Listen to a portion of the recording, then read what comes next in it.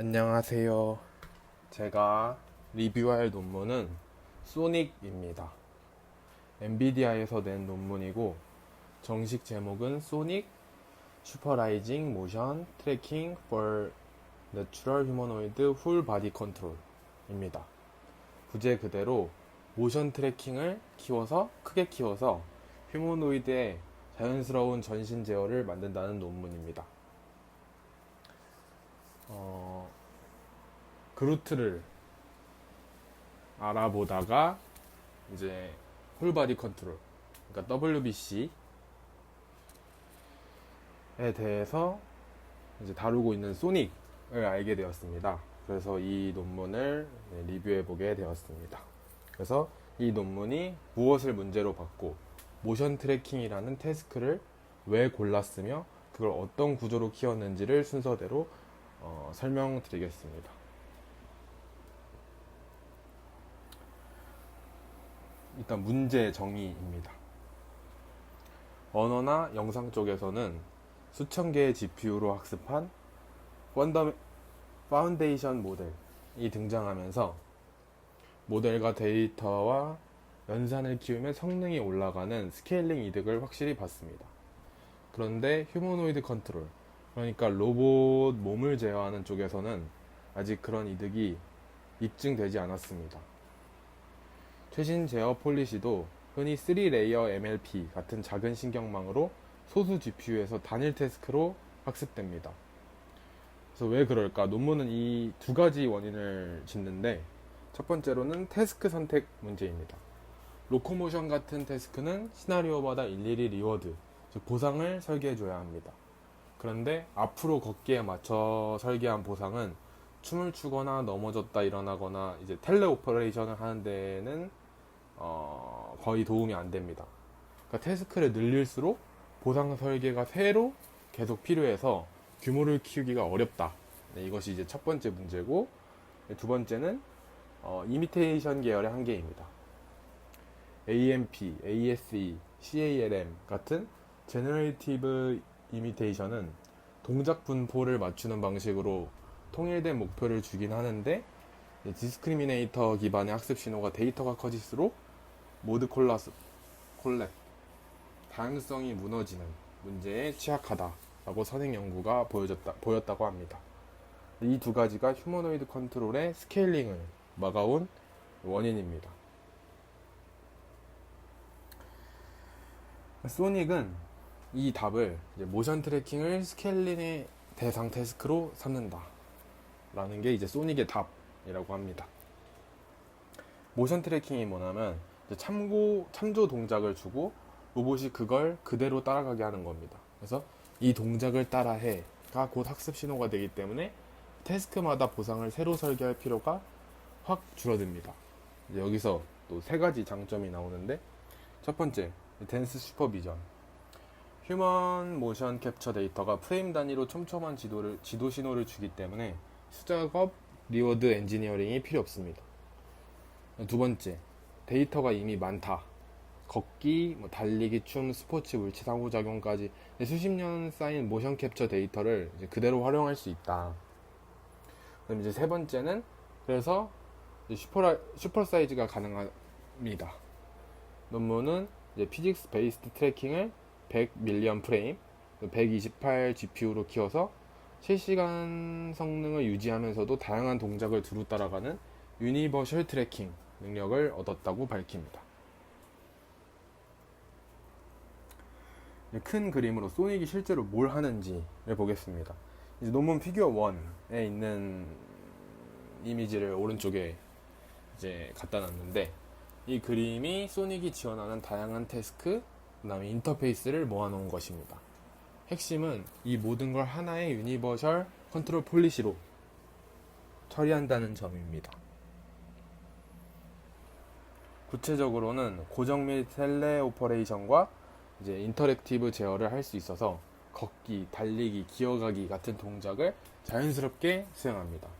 그리고 런타임에 명시적인 리타게팅 과정 없이 추정된 사람의 전신 동작을 곧바로 로봇 제어 신호로 매핑합니다. 리타게팅은 사람 체형의 동작을 로봇 체형에 맞게 변환하는 건데 그걸 실행 중에 따로 하지 않아도 된다. 나아가서 이제 이 시스템으로 모은 텔레오퍼레이션 데이터로 VLA를 학습시켜서 자율적인 풀 바디 로코 매니플레이션을 할 수 있는데, 이게 이제 걸으면서 물건을 다루는 것까지 이게 로코 매니플레이션입니다. 학습 방법입니다. 레인포스먼트 러닝이고 PPO를 씁니다. 표로 정리를 해봤는데, 스테이트, 이제 먼저 상태, 스테이트인데 두 부분으로 나뉩니다. 하나는 이제 프리프리오셉션, 자기 상태 감각인데, 관절의 위치와 속도, 루트, 각속도, 이제 중력 방향, 직전에 한 액션을 담고 이제 10스텝 이력까지 포함합니다. 다른 하나는 모션 커맨드, 따라할 목표 동작이고, 로봇, 휴먼, 이제 하이브리드, 이렇게 세 종류가 있습니다. 그 다음에 이제 액션은 폴리시가 목표 관절 위치를 출력하고 각 관절에 PD 컨트롤러가 그 위치를 따라갑니다. 리워드, 보상은 추종 보상과 페널티로 나뉩니다. 이제 추종 보상은 루트와 바디 링크의 위치, 자세 속도, 오차를 줄이고 머리와 양 손목, 양 발목 같은 이제 엔드 이펙터의 위치 보상을 더합니다. 페널티는 흔들림과 발 가속을 눌러서 발을 부드럽게 딛도록 이제 유도합니다. 그 다음에 이제 도메인 랜더미제이션. 마지막으로 도메인 랜더미제이션인데, 마찰, 복원계수, 초기 관절 위치, 무게중심 같은 물리값을 무작위로 바꾸고 루트 속도에 외란을 줘서 시뮬레이션에서 배운 게 실제 로봇에서도 되도록 심투 리얼을 노리는 도메인 랜더미제이션이 있습니다. 이제 논문에서 가장 핵심적인 구조인데, 서로 다른 형식의 모션 커맨드를 하나의 인코더, 디코더 구조로 받아냅니다. 이제 이게 피규어 7에서 가져온 건데, 이 그림이 이제 구조도입니다. 왼쪽부터 보면 먼저 인코더가 셋입니다. 로봇 모션 인코더는 일단 여기 로봇 모션 인코더. 로봇 모션 인코더는 로봇의 관절 위치와 속도를, 그다음에 이제 휴먼 모션 인코더. 휴먼 모션 인코더는 이제 SMPL로 표현된 사람의 3D 관절 위치를, 그다음에 이제 하이브리드 모션 인코더는 상체 몇 개 키포인트와 하체 로봇 동작을 받습니다. 이 셋이 각자 받은 걸 공통된 레이턴트 공간으로 보냅니다. 그 다음 퀀타이저가 이 레이턴트를 양자화해서 유니버셜 토큰을 만듭니다. 그래서 이게 이 논문의 열쇠인데, 입력이 로봇이든 사람이든 이제 하이브리드, 그러니까 혼합이든 전부 이 유니버셜 토큰 하나로 통일을 한다. 그래서 인터페이스가 하나가 되는, 이제 양자화 방식으로는 VA 대신 FSQ를 쓰는데, 그 이유는 코드북 콜랩스를 피하고 별도 손실이나 코드북 업데이트가 필요 없고 PPO 최적화와 잘 맞는 그라디언트를 준다는 점입니다. 마지막으로 디코더도 둘입니다. 로봇 컨트롤 디코더는 이 토큰과 자기 상태를 받아서 실제 모터 명령, 그러니까 이제 즉 목표 관절 위치를 냅니다. 그 다음에 이제 보조 모션 디코더는 학습을 돕고 사람에서 로봇으로의 암묵적인 리타겟팅 역할을 합니다. 그 다음에 이제 스케일링의 결과입니다. 이제 논문의 핵심 주장이 스케일링이 된다, 이제 이건데, 데이터 크기, 모델 크기, 이제 컴퓨트, 이 세 축 모두에서 성능이 꾸준히 올랐다 라고 보고합니다. 모델은 1.2밀리언에서 42밀리언 파라미터까지, 데이터는 700시간 모션 캡처에 1억 프레임 이상, 이제 컴퓨트는 최대 21K GPU hours, 그러니까 GPU 시간으로 범위로 키웠습니다. 그래서 이거 피규어 2에 있는 이제 그림인데, 이 그래프 모임이 이제 그 결과인데, 세 축 모두에서 이제 석세스 레이트와 관절 위치 오차 지표인 MPJP가 함께 개선이 됩니다. 특히 중요한 건 학습 때 보지 못한 동작, 즉 OCD 상황에서도 그리고 또 같은 동작을 반복할 때도 성능이 향상되었다는 점입니다. 단순히 이제 외운 게 아니라 일반화가 된다.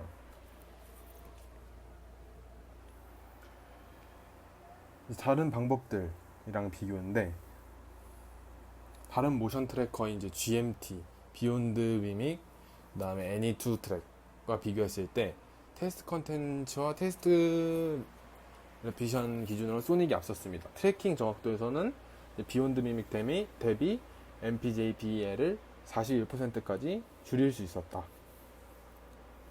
더 인상적인 건 이제 스페셜리스트와의 비교인데, 오픈호미는 이제 상체 역기구학과 하체 속도 제어에 특화된 전용 컨트롤러인데, 심투심 속도 추종 시험에서 소닉은 98.5% 생존율, 반면에 이제 오픈호미는 43%였다. 여러 동작을 두루 하는 범용 폴리시가 특정 태스크에 특화된 스페셜리스트를 오히려 앞섰다.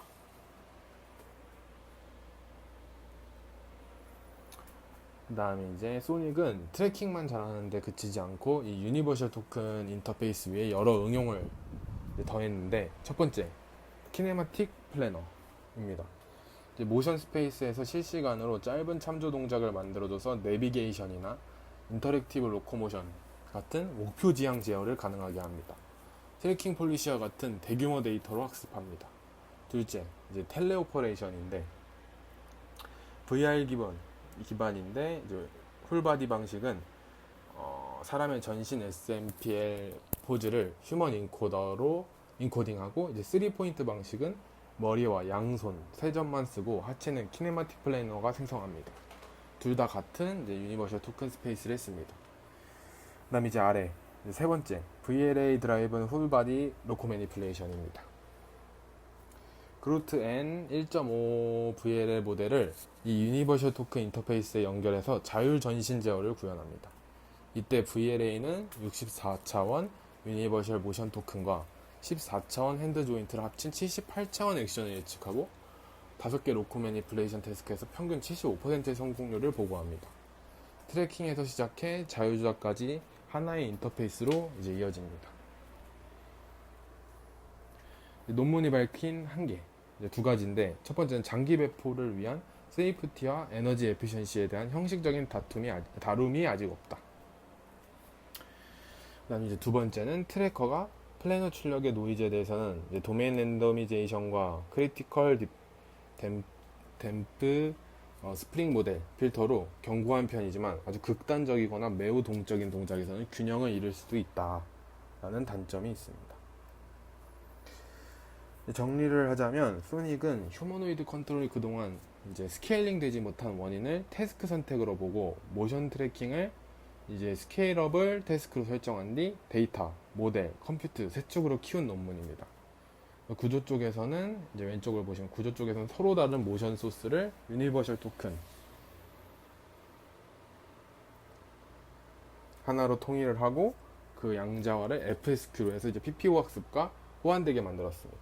그다음에 이제 오른쪽을 보시면 확장 쪽에서는 키네마틱 플래너로 내비게이션을, 이제 VR 텔레오퍼레이션을, 그리고 또 VLA 로코 매니플레이션까지 평균 75% 성공률로 하나의 인터페이스 위에 얹었습니다. 그 결과 이제 세 축 모두에서 성능이 향상되고 처음 보는 동작에도 일반화가 됐다.